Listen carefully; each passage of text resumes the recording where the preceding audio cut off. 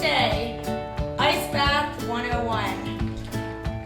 We have Dr. Megan Greco, a doctor of physical therapy, who I talked to on Zoom tonight, and to give a little bit of information on doing ice baths for recovery for dancers. Hope you enjoy it. First step, fill it up with water. And then you got your 2 things of ice. Step 3. Step 4. Hi. All right, go for it.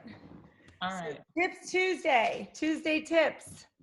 This is Megan Greco, Dr. Megan Greco of physical therapy. Hello. So today we're talking about icing our feet for dancers for recovery. Awesome. All right. So good question about use of ice versus heat, right? And specifically, we're going to talk about after dancing, why you use an ice bath. First of all, if there is an injury, like an injury of any sort, obviously you talk to your PT or your medical doctor, but usually your PT, about what you should be using after you dance and before you dance.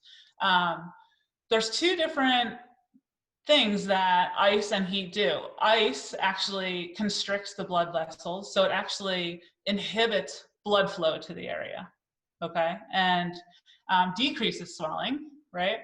And heat vasodilates the blood vessels, so it actually brings more blood flow to the area and increases swelling, right? Swelling is not a bad thing. So swelling brings cells in our body that come, and I always think of them like Pac-Mans, like they're coming to like clean up the area. And so that's a good thing. After you guys dance, when you don't have an injury, we have said, yeah, use an ice bath. And so an ice bath is just kind of putting your feet into a tub or a bucket of like 8 to 10 inches of water, right? And the water is cold, and you put some ice cubes in there, and you're in it for 7 to 8 minutes. And we talked about last time about how it's going to go in about 3 minutes ago: cold, burning, aching, numb, right? So in 3 minutes, it should be numb. If it's not numb, after 3 minutes, you put too much ice in there. So you want to back off on the ice. But why do we do that when I just said that heat is good for you? So you know when you hurt your shin, like you like run into a table and you're like, oh, that just hurt, right? And their first reaction is to rub the shin, right?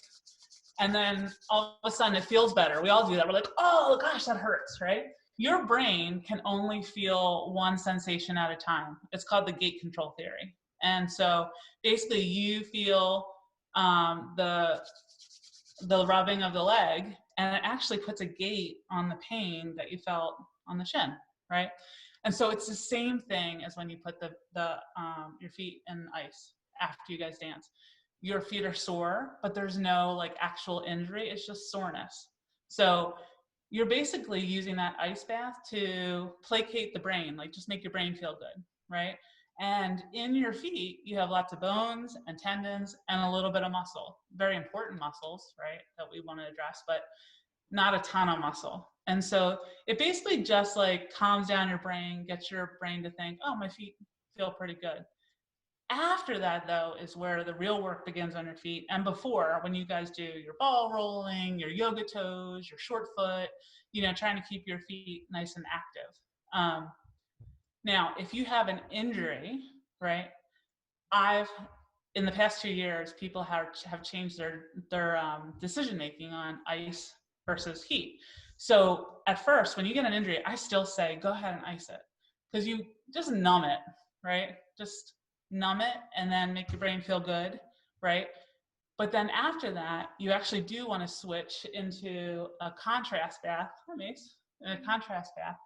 because you want to do like ice, and then you want to start bringing in the heat, because the heat will bring good cells to the area to be Pac-Man, to help.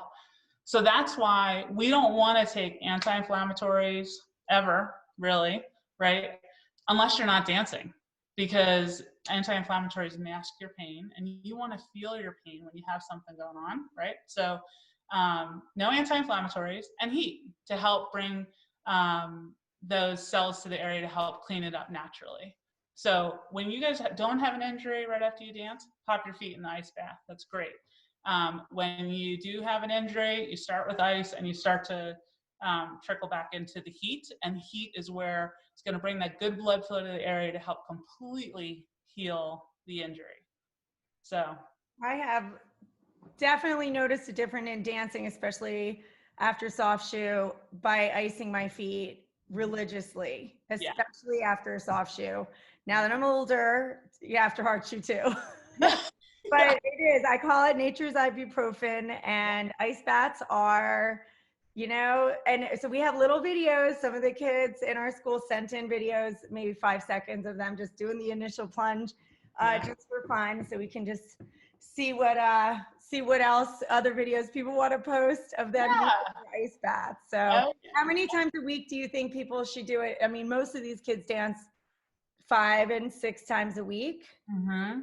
Yeah, I mean, in a normal day and age where we don't have a ton of time, right now you have time. You could do it every day if you wanted to. But I would say like 2 or 3 times a week would be great.